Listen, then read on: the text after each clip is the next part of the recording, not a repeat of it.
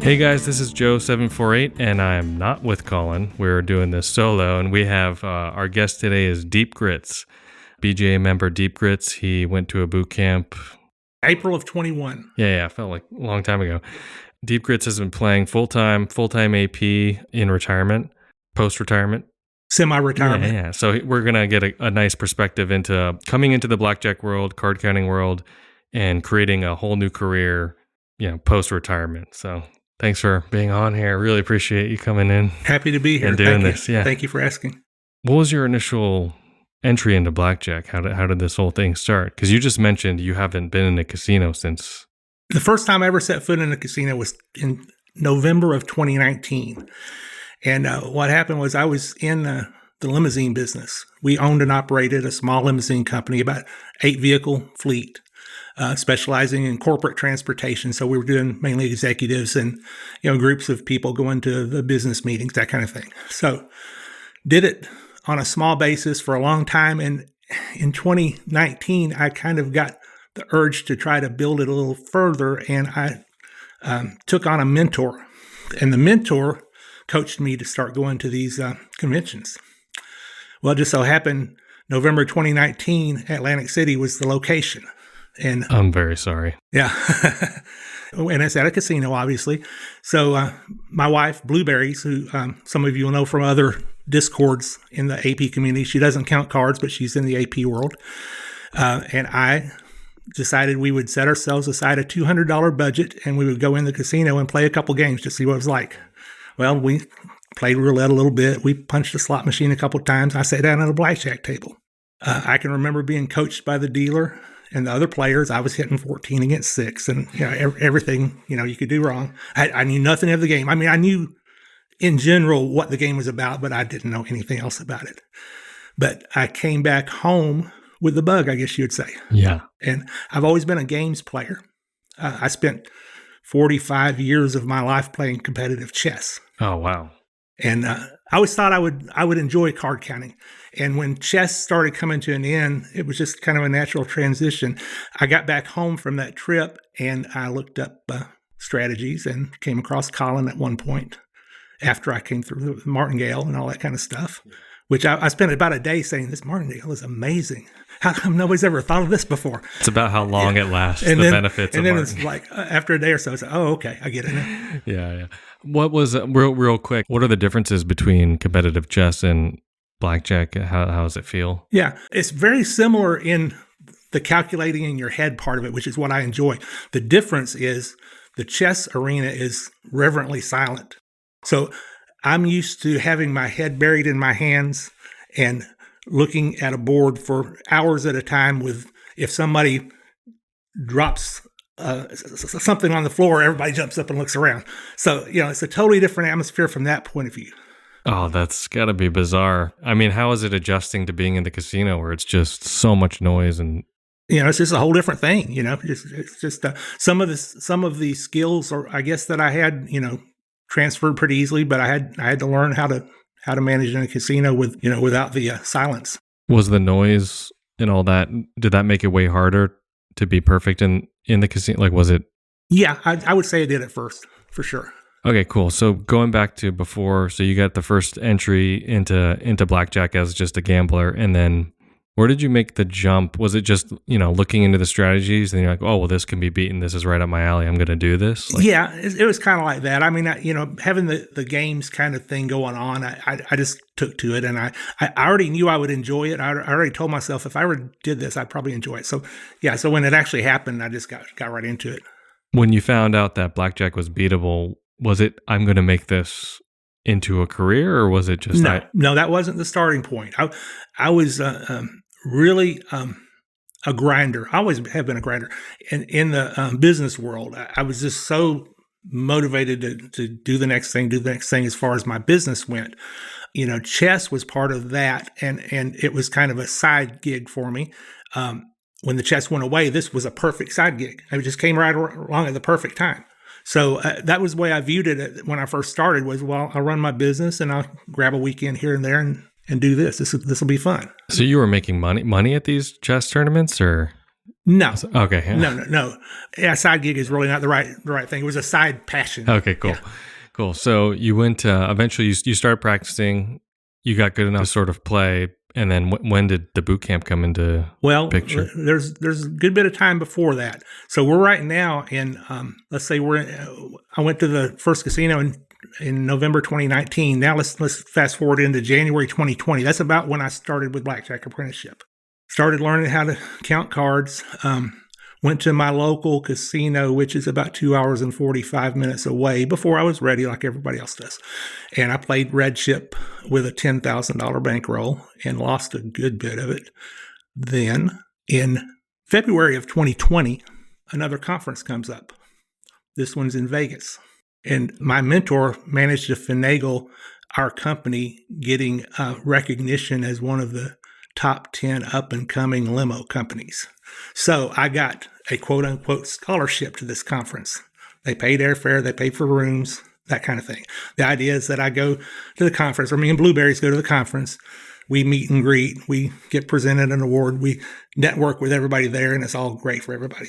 Well, I'm not a great networker. I cannot work a room to save my life. So this was not up my alley to start with. So we get to Vegas, and this may not speak well of me in some ways, but we got to Vegas.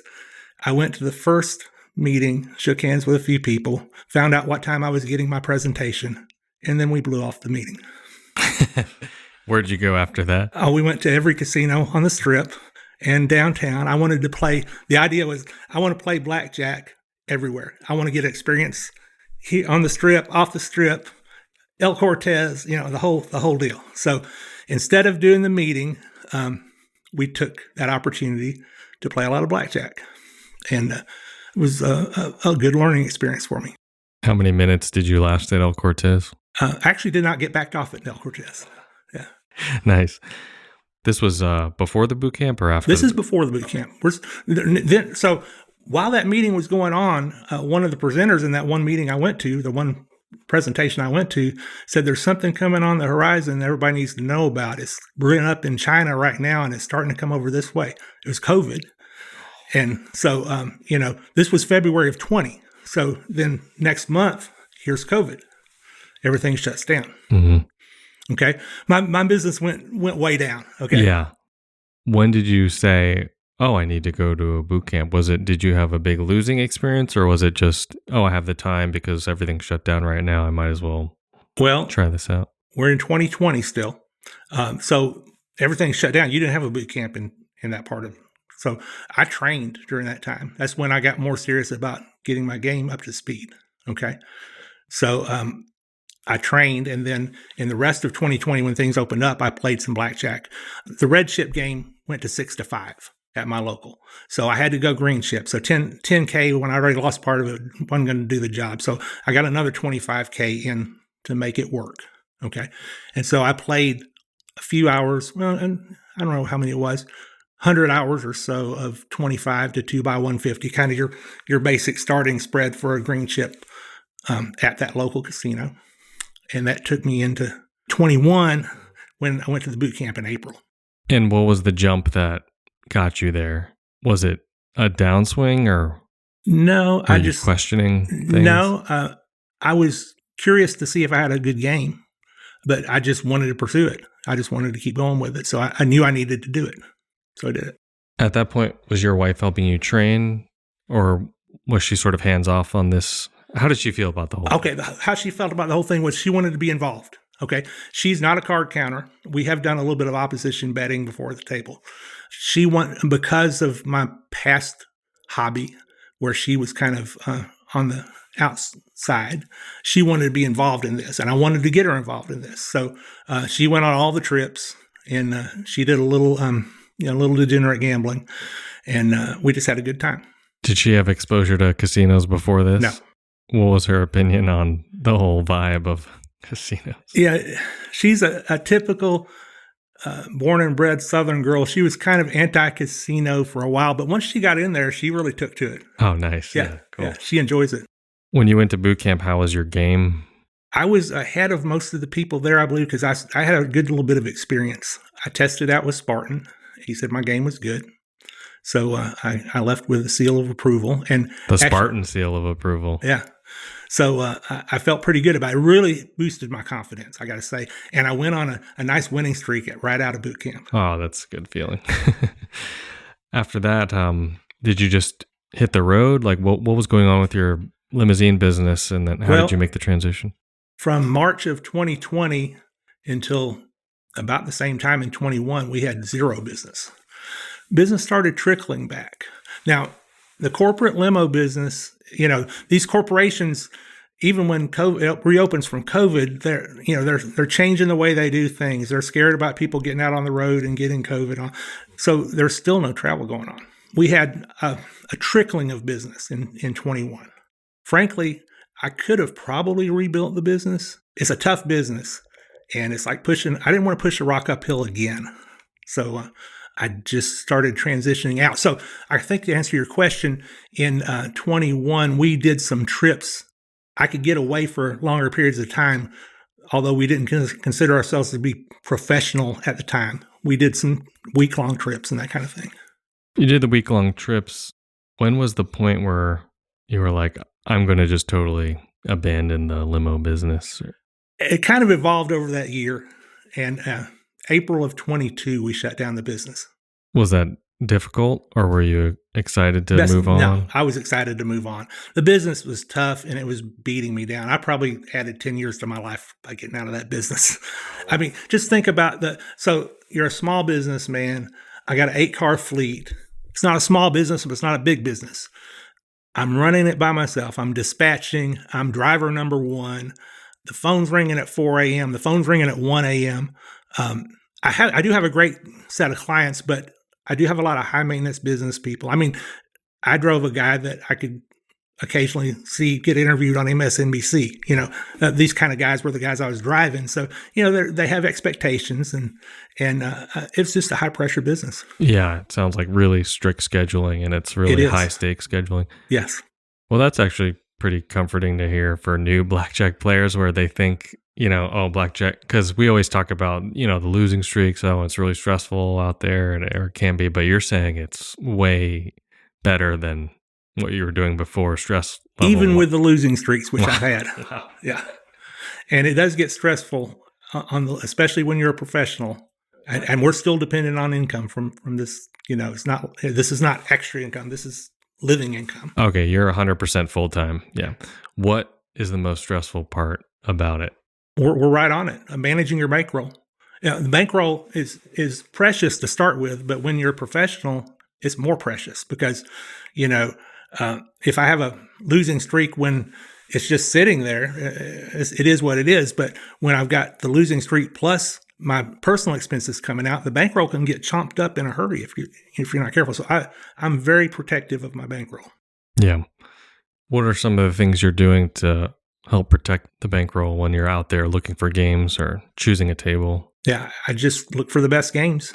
Try to keep my risk of run lower than 0.5%. Is there a maximum pen you would play, for example, like on a 6-deck game if you're out somewhere? I play 1.25. Oh, okay. I thought you were going to say higher. I thought you were going to say, I'll never go above 1.75. So yeah, that's good. I mean, that's a very conservative, high EV also way to go about it. But what happens when are you running into situations where you go casino to casino and there's just not that good of a cut anywhere? Yeah, you see that sometimes, and we've been around a good bit now, so I kind of know what's going on out there.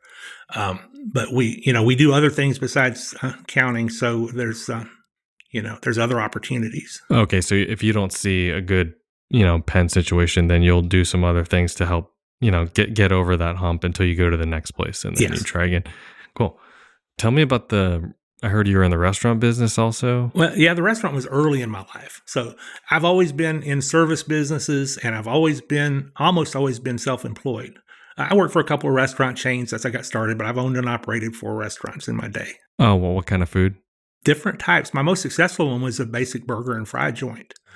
I also had a barbecue restaurant in Memphis, Tennessee, which is the barbecue capital, whatever anybody else thinks. Oh, I mean, I don't want to say what state you live in, but I'm going to hint at this.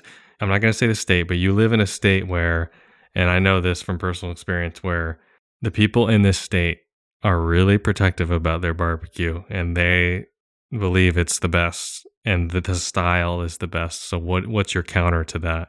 Well, I've learned to accept that this barbecue, and it's pretty good, but the vinegar does not work as well for me. Let's put it that way, okay? You're either a vinegar person or you're not. And hush puppies go with fish, not with barbecue. That's the other thing I got, okay? And did you use instant grits or? Instant grits. No self-respecting Southerner uses instant grits. Yeah. I just watched My Cousin Vinny a few weeks ago. So okay. I haven't seen that movie in a long time. Okay, so, I mean, the restaurant business is also notorious for being stressful and super hard to... Yep. Done that all my life. That's all I've done is hard stressful businesses. Like, what... Was the limousine business more stressful than the restaurant business, or? In different ways, yeah. I'd say it was. Because in the restaurant business, there was some semblance of a order and schedule to things, whereas the limo business is just a free-for-all all day long. Is there anything you've taken out of your old careers and have brought it into Blackjack, or is it a totally separate animal? I would say I've got a pretty good work ethic. I think you have to if with the businesses I've been in. So I'm well trained to have a good work ethic. And I think my people skills on a one-to-one basis are pretty reasonable. So I think that helps me at a blackjack table because as much as I've told you I'm not a public speaker, that kind of thing, I don't get nervous at a blackjack table. One-on-one, I'm fine with people. I treat people with kindness and respect. And yeah, being in the service industry, that makes sense. If you're in the service industry for years, you're talking to so many different types of people, like so many, all the time, all day long, day after day. And it's such a underlooked skill as far as getting more time and hours in, is just being a natural gambler in the casino, talking to people. I mean, there's been so many times where I've heard, the reason I got time or more hours was because of how chatty I was with the staff, and they just wrote me off like I wasn't anything. So that's really important. And I do that. Yeah. I talk to pit bosses and look them in the eye. I'm not avoiding them or anything like that. Yeah. Yeah. Do you do anything else to make it look like you're not an AP? I don't have a real good act. My act is being a good person, being a nice person. Okay. Good. I guess you can judge, but I try to be pleasant to everybody and, just be somebody they want to have at their table. I can't do the drunk gambler thing. That just doesn't fit me. I love beer, but I don't drink it at the table.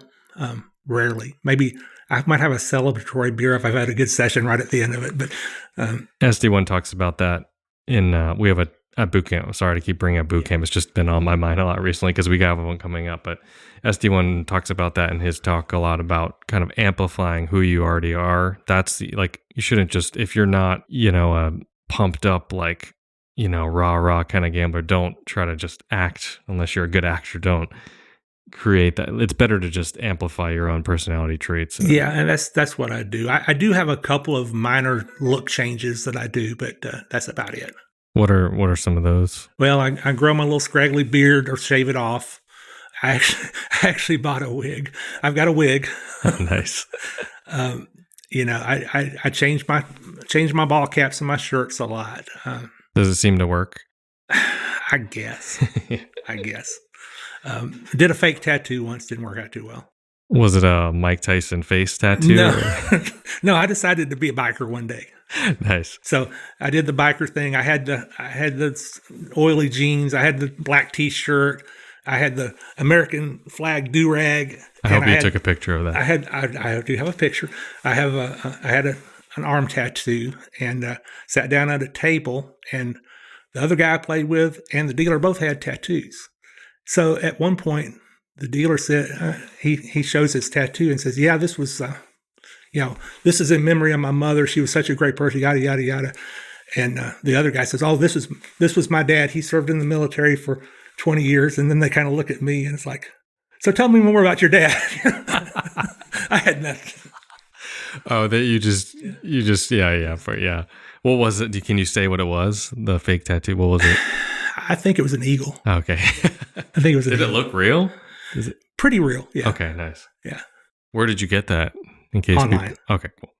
I've never tried that. Maybe I think I will go the face tattoo route one time if face I do. tattoo, really? Yeah, just to try it out. After you started playing full time what was your first year like? Was it smooth sailing? Yeah, let's back up one more time though.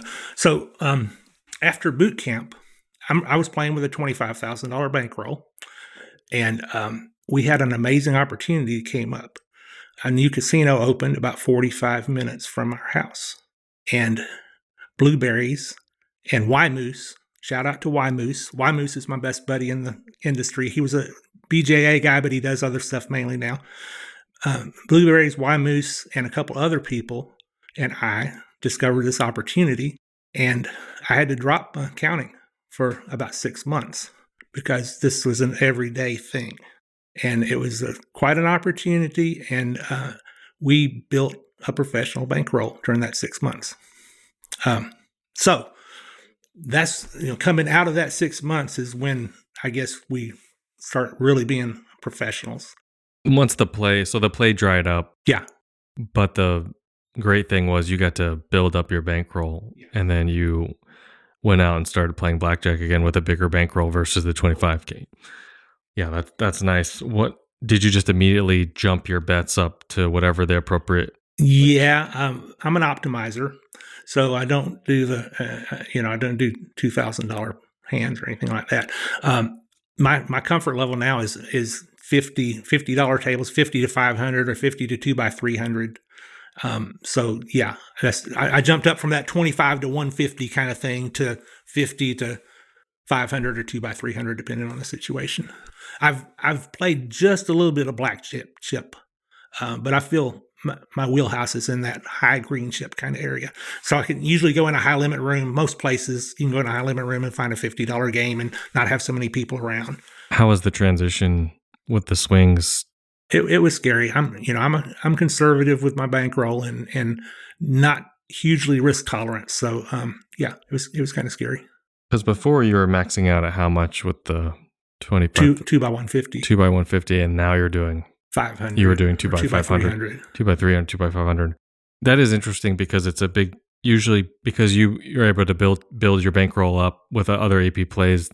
Usually, card counters, they start off. It's a really gradual. They're upping their max over a long period of time, so they're kind of dipping their toe in the water, getting used to it. You were just like 4 or 5x. Yeah. Your max bet.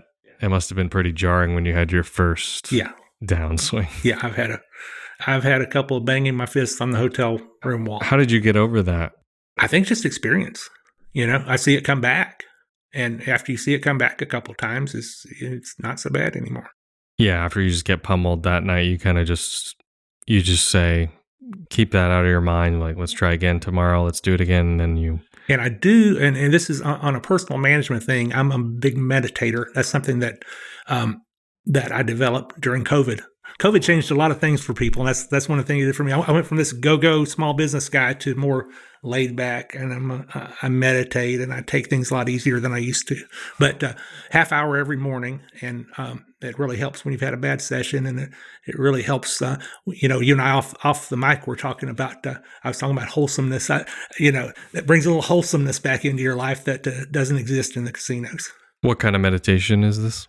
Just basic guided meditations. I use a site called Insight Timer. It costs you about $50 a year, and it has thousands of guided meditations. And, I've done enough guided meditations. I'll do it on my own once in a while, but I usually just like to keep with a guided thing. I wish I did that when I was playing on the road a ton. Yeah, it helps. I've always wanted to get into meditation, but I feel like I do it for a few weeks and then I kind of fall out of practice with it. How do you keep it going? I don't know. It just caught on with me. I rarely miss a day. It actually, the Insight Timer actually tells you how many consecutive days you've done it. And I've had 200-day streaks before. So I would say out of the last 3 years, I've probably missed about 10 days. It's just a part of what I do now. Yeah, it's a habit. When I'm on the road, it's like, you're playing until you can't play anymore that night. And then you rush to the hotel and you try to get 8 hours of sleep. And then I just feel like my cortisol levels are just like rushing right when I wake up. I'm like, I have to go to the casino. I have to, eat breakfast real quick and go. So it must be nice to have that built-in routine. It's got to help you massively with dealing with everything. It does. When you started upping your bets with the bigger bankroll, doing 2x500, was the frequency of the backoffs just way more? Yeah. Yes, I went from just an occasional back off to consistent back offs. I've had 40 now. I had 6 before boot camp, I think. 40 and about how many hours would you say you've had total? 1,400. Okay, 1,400. Those 6 that I had before, 4 of them were in a notoriously sweaty southern city that everybody knows. Mm-hmm. And they all came within I can think of about 3 right now. That the main one. 40 is actually not that bad at all for 1,400 hours. That's pretty good in my opinion. Yeah, they've been a little more frequent lately. I've made a couple mistakes. I think I do pretty good of if they haven't made me somehow before. I've been caught with license plate readers a couple times. I've played after I've had to present my ID at the door a time or two. I make some stupid mistakes sometimes, and then I get picked off quickly. I can remember one casino. I had to present my ID at the door. Went to a blackjack table and didn't even get to buy in. They came and got me. The license plate readers got me a couple times. I changed my plate recently and I got backed off with it, so I'm gonna have to change it again. I wonder how many times they'll let you do that. That's the annoying part. If you change your ID or license plate reader, if they figure out who you are, they'll just link that to your other database entries, and then it's kind of no different. But when it works really well. When you have a new name, and then you have to deal with that. After having this shift of backoffs, and you said you made mistakes, what are you doing differently now that you weren't doing before? Being very aware of parking in places that might have a license plate reader. Not playing blackjack in places where I have to present my ID at the door. How do you know if a place has a license plate reader? Sometimes I get it from the forum or the chat room, and sometimes just from discussing with other people. And sometimes if I've made that mistake before, I know not to make it again. You're saying playing rated isn't worth it? No, and the rated and unrated thing, I played rated my first 200 hours before boot camp, and I actually can find a post that I made on BJA saying, hey, it's no problem playing rated. What's the big deal? That wasn't exactly how I phrased it, but that's pretty much how it came out. And after raising my bets, it's like, oh, no more rated. No more rated. I never play rated. Well, I do play rated in one place. Yeah, because what was the best comp you were getting when you were rated? Yeah, not much from blackjack, but the beauty of what we do now with Blueberries, me and Blueberries travel together, is she gets cards and does other AP plays and gets comps and gets rooms, so we can go to markets and have free rooms, and then I'm playing blackjack in some of the other places. So we do a lot of that. That's part of our plan. Nice. So she can get the room covered. You don't play at that particular place. Is there ever a time when you'd play at the same place you get comped? Or? Yeah, a couple times. I can think of, there's one casino there that I do it at. Almost 2. Okay. Yeah, it's 2 of them that I use my comps, and I will play there. What does it look like if you go into a town? Would you drop her off somewhere to start accumulating the comps for the room, and then you go to the other place to play blackjack? Well, if it's a new casino for us, usually we'll both go in there, play other stuff on her card. Okay, so we pretty much stay together, and then the next time in town, she's at the hotel that we got the comps at, and I can go around to other places. But she's in charge of the comp part of things, but I assist also, with we might double team some of those other plays the first time we're in town. Oh, nice. That's a really good way to keep your expenses down, especially because it's not all falling on you. Yeah. I was going to ask you, what does your travel look like? Or are you doing? Yeah, I guess you weren't doing the whole RV thing. You were just I'm a hotel guy. I don't sleep in my car. I don't enjoy the RV lifestyle. We actually went and looked at our RV one time, and it's like, for that price, and I got to drive this thing and put gas in it. Seriously, no, that's not what I want to do. We stay between casino comps and Motel 6s. Or not. I say Motel 6. We don't usually use that chain, but we use low budget motel chains. We're very low maintenance people. But Super 8. Super 8. Yeah, there you go. So one day we might be staying in a suite in a high class casino, And the next night we're in the Super 8. It's just the way it goes. And you know what? I like the Super 8s better because we bring a lot of stuff into the room, and it's hard to bring a lot of damn stuff into a room when you're 6th floor up and half a mile to get to the hotel room. The Super 8, you're just right there. You're in and out. Yeah, that is the interesting thing about being a card counter, where it's like you get these super nice rooms with the, whatever spa treatments, and I've had hotel rooms with multiple floors in it, and then I'm also on my own dime. I'm so cheap when I'm not staying at like really, really low budget places, but I don't like to hit above a certain, like when I was playing a ton, like traveling, I wouldn't pay more than, if I saw a $95 price for a hotel room, I would be like, oh, that's just way too much. I just can't do it. 3 figures is not my style. The hotel room is going to be under 3 figures if I pay for it. It's just because you're there for such a short period of time. Like I would go in at like 1:30 in the morning, and then I'm out by 11, by checkout. So it's just, what about money security traveling? Do you have any tips for that? People ask about that a lot. I'm a money belt guy, as is Blueberries. Mm. I don't look like I got money on me, if it's in the money belt. I keep a few thousand in my wallet for the blackjack table. Anytime I see a younger guy in a casino that doesn't look like he's supposed to be there with a fanny pack, you kind of already know that they're an AP. All your life, you were business owner, staying in one place locally, normal, quote unquote normal life, working, being at home and then going to work. What is the lifestyle shift like when you're playing full-time blackjack? It's a huge shift, and for us, it's been a very positive shift. We enjoy the grind. We enjoy the travel. We were kind of tied to one place for a long time, and it's just great to get out and where are we going today? Oh, which way is the car pointed? I don't know. We can go wherever, and I'm exaggerating a little bit, but it's like that. We can do what we want to do on our own schedule, and we take advantage of that. Most of our trips are driving trips. We fly very rarely, but we'll drive 12, 15 hours to get to a market, and we just enjoy the lifestyle. We try to schedule fun things to do. Here's the thing. So we love blues music. We love to go to blues music festivals. So there's a blues music festival in Podunk, Iowa. Hey, there's a casino in Podunk, Iowa. So we can kind of schedule fun things to do along with the schedule. That's awesome. I did this similar thing where I think it's a really good tactic to help the grind make it fit into a more recreational space, because I think if you're focused too much on, I want to go to this market, these casinos, hit up all these casinos, there is some of that. But for me, sometimes what would help emotionally was, I'm going to go visit my friend in wherever, Florida, for example, in this particular town. Well, on the way to Florida, I will hit these places.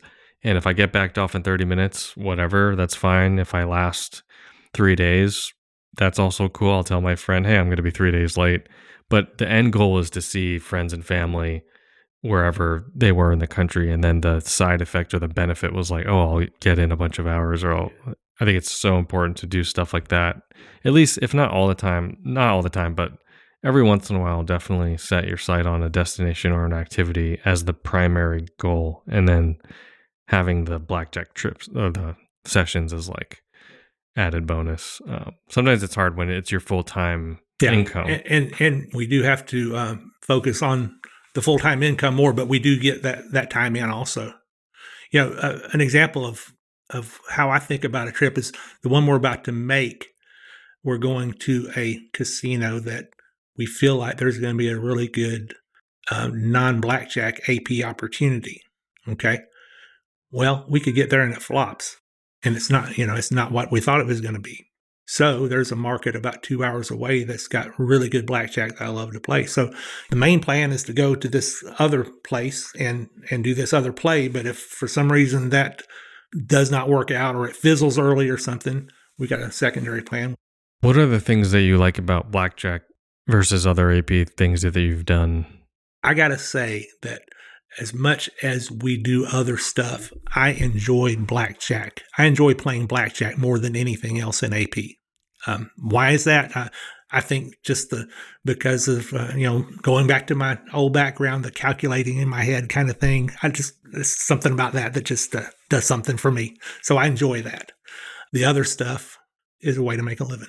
There is something more meditative about card counting, when you're playing versus other forms of AP, where there's something about the pace, the speed, just the rhythm of it, not the flow of the cards, just the rhythm of the cards. I'm going to use rhythm of the cards next time I have the opportunity. Just the rhythm. There's something about it. I just love when I have a fast dealer and we're going, and I don't even care about the win or loss at the moment, but it's just like, wow, we have such a good dynamic and flow together. We're just like knocking these hands out of the way, like we're getting these rounds per hour out of the way and done.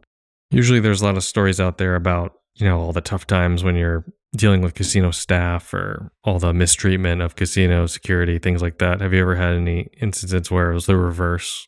Yeah, I have. I de-escalate back-offs, so I don't have a lot of ugly stories about casino back-offs, but here's one that was kind of interesting. I was in a casino in the Midwest about 6 months ago. I was playing high limit by myself. I was the only one in high limit. Well, there might have been a couple people at a baccarat table. I was the only person playing blackjack. $50 table, 50 to 500 kind of thing. Played for a couple hours. I was losing that night. Down, I don't know, $3,000 or $4,000. And there was a change of guard. New pit boss came in. First pit boss wasn't paying any attention at all. Second guy comes in and he watches me a good bit. But for some reason, he didn't feel threatening. He didn't have his arms crossed, or, he was just kind of hanging out. And he started singing a song that came on the Muzak, and it was a song from my era, and we talked about it for a minute. So we kind of bonded a little bit. So anyway, a couple hours in, he's there. He's watching me a good little bit, and shoe ends, and I say, hold my spot. I'm going to the restroom. I got to try to win my money back. The guy says to me, he says, well, you hadn't had many opportunities, which I found to be a strange comment. I walked to the bathroom and said, that was kind of strange. Well, I came back, played for another hour or so, a little back and forth, but nothing really happens. I finally get this big shoe, and gets to the end of the shoe, push my big bets out. I said, I'm going for it now. I'm trying to gamble it up a little bit, in his eyes. I'm going for it now. He says, well, it's about time. The count's at 20 right now. And I had it at 19. So he was, we were pretty close. And so I lose those two hands. And I said, okay, this is it. So I go up to him. I said, hey, so you know what I'm up to? He said, yeah, I know what you're up to. I've been in this business for 20 years. He says, do you know Colin? That's exactly what he said. He said, do you know Colin? I said, yeah, I know Colin a little bit. He says, well, I got a story for him. He told the story and gave me a couple of names and said, ask Colin about these people. And I had written it down. He had written it down on a napkin. I lost the napkin. I actually went back and talked to him again because he's a pretty cool guy. But anyway, before we were done, he told me in this market I was in, he said, you should go over here. You're not getting flyered or anything from me. Don't worry about it. He didn't even back me off. Of course, I was losing. I wonder what would have been happening if I was winning that night. But he didn't back me off. He didn't flyer me. He said, you're good to go. Just be careful out there, and see you later. I went back and talked to him again, actually played a little bit there. And I asked him, I said, so am I good here? He said, well, eventually I'm going to have to do my job. But he was a good guy. How did you choose when to stop? Because if it were me, I don't know if I would have had the restraint to be able to not keep playing or come back and keep playing for as long as I could. I was pretty discouraged. I still have some, I'm not a machine at the table, and already being 3,000 or 4,000 down and losing the two max bets. I was just, and then the guys, I didn't know at the time how he was going to deal with me, so I decided, he hadn't backed me off yet. I'd just be done and talk to him for a minute.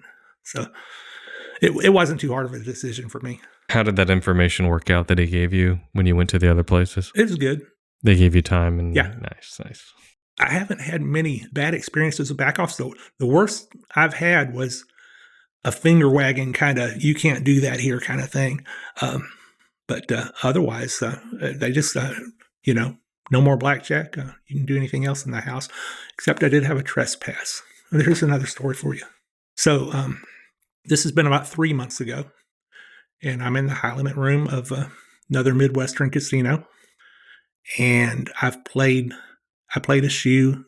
I raised my bet a little bit. And there was another guy at the table, and I won't say who he is, but I thought I recognized him by his voice, and that might give some hints as to who it might be. Okay, hadn't made him yet, but I thought that voice sounds pretty damn familiar. So I played another shoe, and there was no bet raising in that shoe. But the other guy, when the count started going bad, he excused himself to powder his nose or whatever. So that's probably that guy. So anyway, during this time, I got a tap from security, and a female security. I would assume she was probably the head of security, or she was not a flunky by any means. And a flunky came and got me and pulled me away from the table. And she called me by name. This was a license plate deal, I'm pretty sure. But what she said to me was kind of funny. She said, "So we're counting a few cards today, are we?" And I said, "Very few. I just got here." But she said it just like Barney Fife on the. "So you're counting a few cards here. Just nip it in the butt." Yeah. I'll take that over yelling. But I don't get any of the other stuff. Why do you think that is? Do you think it's just variance, or do you think it's your approach? I think it's my approach. I think it's the age. I think I've grown into it. Okay. I think they honestly, I'm 64 years old. I think a person that gets to my age gets a little bit more respect, maybe, or maybe a little bit more, hand holding or whatever in these type of situations. And I definitely de-escalate. I definitely try to understand that the guy on the other side is a human being that's doing his job. And I respect the fact that he's doing his job. I've got a problem. I don't care for the casino entity, but I have no problem with the individuals. Okay. And I try to live that way. I think it comes across. What can you give someone who's just getting into this an example of how to de-escalate a back off if they say, "Sir, step away from the table right now"? I say, "Okay, I respect that. And thank you for the opportunity," or "Thank you. And I enjoyed playing here." I'll shake their hand. A lot of times they're like really reticent to shake your hand. I always reach my hand out and say, "Thank you. And I enjoyed playing here. Your dealers were really nice." That's a good tip. I just try to do that. What happens? What about when you go to the cage? Do they try to strong arm you for ID? How do you deal with that? Well, there's where Blueberries helps out a lot too. I never cash out after a session. I shouldn't say never, but I rarely cash out after a session. Obviously not when there's been any heat, but even when there hasn't been any heat, I don't usually cash out after a session. And, we're usually in the market more than one day. And if it's the last day, we try to plan ahead to lower the amount of chips we got. But Blueberries does a lot of chip cashing. I didn't even think about that as far as because when you think of two people APing together as a couple, it's like, oh, you guys are both counting cards at separate tables or different, but you could have it where one person is completely responsible for a whole other part of, the game, like the cash outs, the getting the comps, all that stuff. Yeah, that's Blueberry's job. That's awesome. Does that ever become a problem where, we have to verify these chips and you aren't playing? And never seen it. Are you keeping it under a certain limit? Yes. Yeah, I'll definitely. I never cash out more than 2,000. Oh, wow. That's okay. That's lower than, okay. That makes sense. Why? Yeah. I'll go 4 or 5 times before I cash out more than 2,000. That's just the way we do it. I've never had there was one time recently where I had a session in another sweaty southern town where I had a hot shoe. I just sat down, got a hot shoe right off the bat. And while I'm playing, actually the dealer, I'll back up a little bit here. The dealer during the session, when I win a couple of hands, I raised my bet. She says, kind of under her breath, kind of half scolded me. She says, "You're counting, aren't you?" And I win another hand, and she says, "This guy's counting over here." She's talking to the. There's no real pit boss. The pit bosses must have been having a meeting or something. There was a couple of people dressed in regular dealers' outfits that were watching the pit. "This guy's counting over here." I kept playing because I was winning. I get a 9 against a 4 or 5, and I double it. I said, I'm going to give it a try. I'm still trying to act like I'm not counting. I'll give this a try. And she hits me with an ace. I said, "Oh my God, I got an ace." She said, "You knew that ace was there." She said, "You had no doubt that ace was there." She said, these people don't really understand card counting. But so anyway, that shoe ends, and I'm obviously heated up at that point. And I left the casino, but I'm still, this town has several casinos. Went down the street and thought, well, I don't want to come back here. It was 45 minutes out of the way. I'm going to go ahead and go back in there. I'm going to have the balls to go back up there and cash my chips. I had done, $3,000 or $4,000 worth of chips. I'm going to cash these son of bitches. I'm not going to give them ID. So I went in there and took my chips up, and they asked for ID. I said, I don't have it. And the girl turned back to her manager, says, he says he didn't have ID. She looked and said, cash him out. Done deal. How many chips was that for? 4K. Okay. So they didn't need. No, I've never CTR'd. See, I don't play big enough to CTR. I've lost $8,600 in a session before, and I've won $9,800 in a session before, but I've never CTR'd. Okay, so it sounds like you're doing more 2x300 versus because if you were doing 2x500, you definitely CTR at a certain point. Yeah, well, I'm 1x500. Just clear. Okay, yeah. Okay, that makes sense. Yeah. Then. Okay, that also makes sense why I feel like the back office has been less for you, 40 and 1,500 hours or so. You have someone else cashing out the chips, so you never have exposure of the ID. You're really cautious about the ID, and you're not CTRing. That's a huge, that's a huge benefit of getting more time. I was thinking of a response when they're like, "Oh, you're counting you're counting, aren't you?" And like, "Yeah, I'm counting how many chips I'm taking out of your rack right now." That's good. How long do you see yourself continue? Is your stamina? Are you still loving it, or are you kind of over it? Or no. So for some people, this thing is a means to an end. That for me, it's different. This is what we're going to do. I mean, I'm 64. I gave up my small business that would have been my retirement. We're not retirement ready, so we're doing this. This is what we do for a living, and we do enjoy it. I do get worn out from the grind on a 2-week trip. I'm pretty tired by the end, but get me home for a day or so and I'm ready to go again. Yeah. What's the best part about it, would you say? Absolutely freedom. I've always been a guy that works for himself. I've never been a guy to work in a company or anything like that. I've had that kind of freedom, and it's just amplified with the AP thing, because not only am I running my own business per se, I don't have a customer base I have to answer to. So it's a new level of freedom. Yeah, it's huge not having all the. I mean, because you had you had employees and I sold the business. When in April 22, I sold what was left of the business, which was scraps after COVID. But the guy that bought it from me, who's a guy that's been in that business for a while and a guy that I knew, I still talk to him from time to time. Every time I talk to him, he can't even serve my clientele. He can't find people. And it's like every time I talk to him and listen to him talk for 10 minutes, I think, thank God I'm out of that, because coming out of COVID, it got even worse for finding help and that kind of thing. What did your friends and family say about this shift? Were they worried for you, or? They've been fairly quiet about it. I get a lot of blank stares, okay?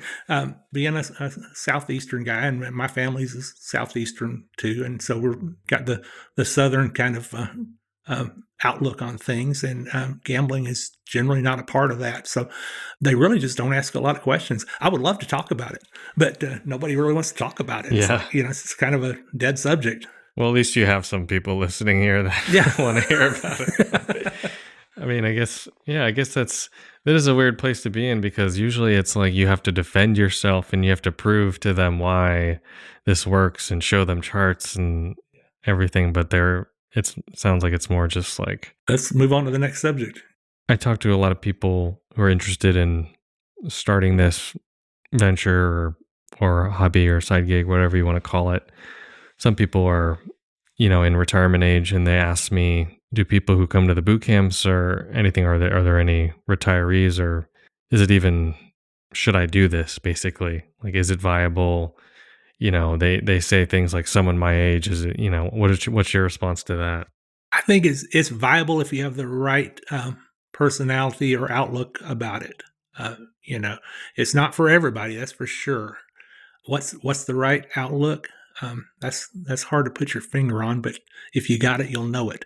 That's about what I got on that. I mean, if you're just so used to the corporate lifestyle and all that kind of thing, it's just not going to work for you. Or if you're worried about what people think about you, it's probably not going to work for you. But if you seek and cherish freedom, it's a great thing. Why do you think personality-wise it's worked out for you really well? Because you were in, for your whole life, you were in a business and industry that was completely separate, and it looks so different than what you're doing right now, running around to all these casinos. I think two things, which we've already pretty much touched on, but tying them back in together. A, that I've always been self-employed almost my whole life, probably 2 years out of however many I've been working, maybe more, maybe 3 or 4 years that I was not self-employed. So I've always been an independent person. I'm very independent. And the other thing was, frankly, my gaming background. I think that just drew me to the card counting thing. So those two things together is what I think makes it work for me. And actually having a very supportive wife. Blueberries has been great. I left her out of the other thing. She had no interest in it whatsoever. But this, she just took to, and she's totally on board, and we make a great team, and we enjoy it. That's a really good point, because when you're out there solo grinding, it can be super lonely. Oh yeah, I know, because I've done it a few times. When we lost our dog recently. I think I already told you about that. Well, she stayed home with him a couple of times. I went on solo trips, and the first day or so was kind of fun actually, because we spend so much time together. Having one day apart's not bad, but after about the second day, it's like, damn, I got nobody to talk to. Nobody cares about me in these casinos. It's just rough. I don't think I could do it without blueberries, frankly. The Super 8 becomes more depressing when you're Super 8 can get even more depressing. Super, yeah. But you still got that bowl of Raisin Bran in the morning. Okay, how do you keep healthy on the road? That's another question I was going to ask. Well, that's a good question, and I'm probably not the best guy to talk about healthy, but that being said, I go about 240 right now, but I was going about 300 at one time. Oh, wow. So I was a stress eater. While you were playing? No, this is the limo business days. I mean, you're in the limo business, and there's always a Wendy's drive-through, right, and that kind of thing. We do manage ourselves better doing this. I've lost 60 pounds from my highest point, and I've lost 20 in the last year or so. On the flip side of things, one of the things we like to do on the road is that we enjoy going to the little hole-in-the-wall local restaurants. We do the Guy Fieri tour, the diners, drive-ins, and dives thing. So we always try to go to one of his kind of places, and we don't always eat healthy, but we do try to eat one meal a day out, and the rest, like cereal at the hotel for breakfast, and just maybe a cold sandwich or something, a turkey sandwich or something like that for lunch, and then something for dinner. And I don't watch my weight that much. I mean, I'll eat a burger and fries for dinner, or I'll eat a steak or a pasta or whatever. But but you definitely can't. I mean, if you overindulge on the road, you're going to gain weight. You're going to be sloppy and sleepy, and all this kind of stuff. So you got to, especially when you're playing blackjack, I think you got to not weigh yourself down with a bunch of food. That's crazy that you lost that much weight though playing, because also there's so much driving. There's so much sitting time, but you're still able to manage. Do you think it's just less stress also, and not? Yeah, there's less stress, so there's not the stress eating there used to be. The schedule, even though it's funny that an AP schedule is better than what I used to do, but it's so much better than the limo business as far as the schedule goes. And I did the 20 pounds that I've lost in the last year I actually did do a focused effort with a keto diet. I had a high school buddy come in. He comes to visit me once a year. He came in 55 pounds lighter than he was the last time I saw him. And I said, "How'd you do it?" He told me. And so we usually sat on the couch and drink beer and eat pizzas while he visits. Well, this time we didn't. And he got me started on the keto diet, and I lost about 20 pounds on it. As your bankroll is increasing, do you see yourself upping your max bet at any point? Yeah, I do. And we haven't discussed this yet, I'm coming off a losing streak right now, so it's not any time in the near future, okay? Is there a goal you're trying to hit for an hourly, or do you just want just make more money overall. Just make more money. Yeah, cover I'm not the most exact player. Okay, I don't have to calculate my EV before I walk into a casino from one casino to the next. That's not the way I play. You know, I pretty much, I've got enough experience now. I pretty much know, okay, that's a $50 table, you know, deck penetration, stand 17, you know, it's going to be it's a positive game, you know. Well, also, if you said earlier, you're usually not playing anything above 1.25 cutoff. Yeah. So if you have a certain size bankroll, there is less legwork you have to do about calculating risk and EV because you're playing pretty good quality games. Yeah. With that good quality games, what kind of losing streaks are you looking at, like hours wise? Unfortunately, 400 hours. Oh, wow. Oh, that's right. That's happening right now, currently? It's just finished, yeah. How is that affecting your... It was painful last summer because, you know, we had a couple months where we didn't make expenses. And not making expenses when you're full-time is not good, not good at all, because that money just, you know, if you're not dependent on that money, it's one thing. But if you are dependent on that money, it's a whole different thing. So a couple of months of not making expenses starts to get scary. Did you have to lower your max? I did. Okay, at a certain when was that point where you're like, oh, this is too I was about 20,000 down. Oh, okay. And, you know, the numbers I'm talking about are not numbers like you're used to, because I play lower level stuff. Okay. But was it like a risk thing where it's like, oh, if I keep my max at this now, my risk is like 3% or 5% or something? There's more of a feel thing. Okay, yeah, you just know I've lost a chunk percentage of my bankroll, so I need to scale down this max bet. Yeah. Well, I know you're about to go on the road soon, and hopefully you can generate some more hours and get out there. But you only have the 40 backoffs, so you have hundreds of more backoffs to go. Yeah, and there's parts of the country I hadn't been to yet. We drive everywhere we go, almost.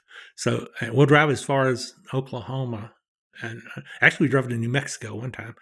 But you know, my radius is pretty much Philadelphia, Chicago, Kansas City, Oklahoma, Mississippi, down to Biloxi. And actually, we try to go down to Florida once a year, even though it's not great for blackjack. We try to get down there. And actually, I found a pretty good situation there for blackjack. The only thing is I can't play two hands there. Yeah. Without being rated. It's, you know, those Seminole properties. When you go on a really long drive, like hitting basically halfway across the country, what do you just go to every single casino that's along that highway? Or how do you... Or do you, when you come back around the other way, do you skip a few along the way and then hit the other ones? Like, how does that work? It depends. I mean, you know, for one thing, I've got to drive about 5 hours to play blackjack now, because I don't play local anymore. So we usually just, I usually just have the plan made out, and we're stopping this casino, this casino, this casino. And, you know, we might drive by a couple. Yeah. Yeah. Cause sometimes when you're on that main highway, it could be like 5 hours to the right or 5 hours to the left to get to a place before you have to go back on the highway. So do you go out to those places? No, or not just usually. No, I like to wing it a little bit, but we do have a plan when we start. You know, like the last trip we made to the Southwest, we knew where we were stopping each night. We don't drive the whole way on one day. You know, we're stopping in Memphis. We're doing this. We're, you know. And then when we get there, it's a little more of free-for-all because of the nature of it for what we do there. And when you're playing, do you incorporate any kind of cover? Are you a cover play person or? No cover betting other than I don't split tens. I've never split tens, ever. It's a thrill. I play most of the extended deviations. I don't know 100% of them, but I know most of what's on, you know, what BJA tosses out. Play most of that.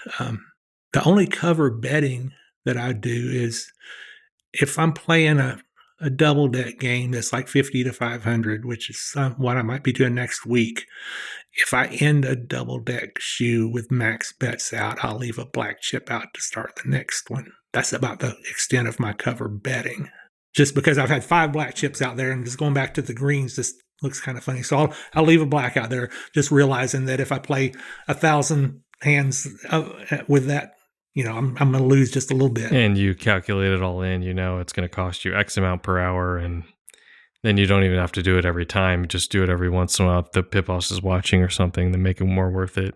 Yeah, I can't think of a cover play that I ever do, except I'll tell you what, this is really not so much of a cover play. It's more of respect play, I guess. But if I'm at a table and the count is negative, and I do play some negative counts, and I get a 12 against a 4, and a guy's got a huge bet out on the table, I'll go ahead and stand, just because I don't want to, I don't want to mess up the flow of his cards. Well, and I got a minimum bet out. Yeah. Just screw it. I'll stand and let him have his fun or whatever. If it was something where I had big money on the line, I wouldn't do that.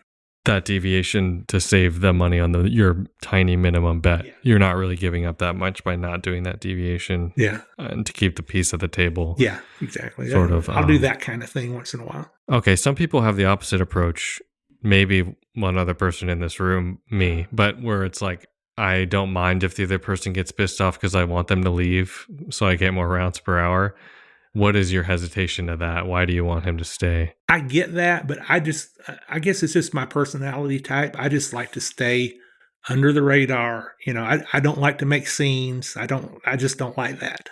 Well, also it's good if the other person at the table is betting big, so it doesn't look so awkward if it's just you. Because sometimes when it's just me and there's no one else around, I'm the only person betting blacks. Agreed. I like that. It is really nice when you have another big player, but then you have to deal with all their gambly talk and like they get pissed off at you, like all that stuff. Well, cool. Thank you so much for sitting down. And I know you say you weren't a public speaker, but I think you gave a lot of really good information. I really appreciate you. Well, thank you coming out and doing this. Thank you, Joe. I appreciate being asked, and I'm happy to be here. All right. And if you guys want to learn more about blackjack and card counting, you can go to blackjackapprenticeship.com and the Blackjack Apprenticeship YouTube channel.